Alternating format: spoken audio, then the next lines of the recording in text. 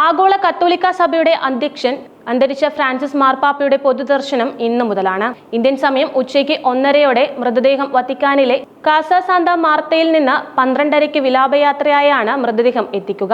Saint Peter's ബസിലിക്കയിൽ ശനിയാഴ്ച വരെ പൊതുദർശനം തുടരും. ലോക നേതാക്കളെയും രാഷ്ട്ര തലവന്മാരെയും കൂടാതെ ലോകമെമ്പാടുമുള്ള വിശ്വാസികളും വലിയ ഇടയനെ അവസാനമായി നേരിൽ കാണാൻ വത്തിക്കാനിലെ സെന്റ് പീറ്റേഴ്സ് ബസിലിക്കയിലേക്ക് എത്തും. ശനിയാഴ്ച ഇന്ത്യൻ സമയം 1:30 സംസ്കാര ശുശ്രൂഷകൾ നടക്കുക. സിങ്ക് പൂശിയ മരത്തിൽ തീർത്ത കഫീനയിലാണ് പാപ്പയുടെ മൃതദേഹം കിടത്തിയിരിക്കുന്നത്. ചുവന്ന മേലങ്കിയും മാർപ്പാപ്പയുടെ മൈറ്റർ കിരീടവും ധരിപ്പിച്ചിട്ടുണ്ട്. മാർപ്പാപ്പയുടെ വിയോഗത്തെ തുടർന്ന് 10,000-കണക്കിന് വിശ്വാസികളാണ് സെന്റ് പീറ്റേഴ്സ് ബസിലിക്കയിലേക്ക് ഒഴുകിയെത്തുന്നത്. ആഗോള കത്തോലിക്ക സഭയുടെ തലവൻ ഫ്രാൻസിസ് മാർപ്പാപ്പ തിങ്കളാഴ്ചയാണ് വിടവാങ്ങിയത്.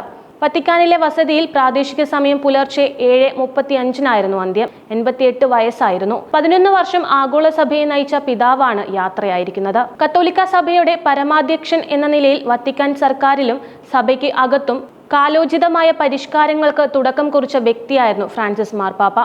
ലോകസമാധാനത്തിനും അനുരഞ്ജനത്തിനും വേണ്ടി പ്രവർത്തിച്ച അദ്ദേഹം വൈദികരുടെ ബാലപീഡനങ്ങൾക്കെതിരെ ശബ്ദമുയർത്തി. ഭരണരംഗത്ത് പങ്കാളിത്തം ഉറപ്പുവരുത്തിയില്ലെങ്കിലും വൈദിക വൃത്തിയിൽ സ്ത്രീകളോടുള്ള സമീപനത്തിൽ പരമ്പരാഗത നിലപാട് അദ്ദേഹം തുടർന്നു. എങ്കിലും മുൻഗാമികളിൽ നിന്ന് മാറി സഞ്ചരിക്കുക വഴി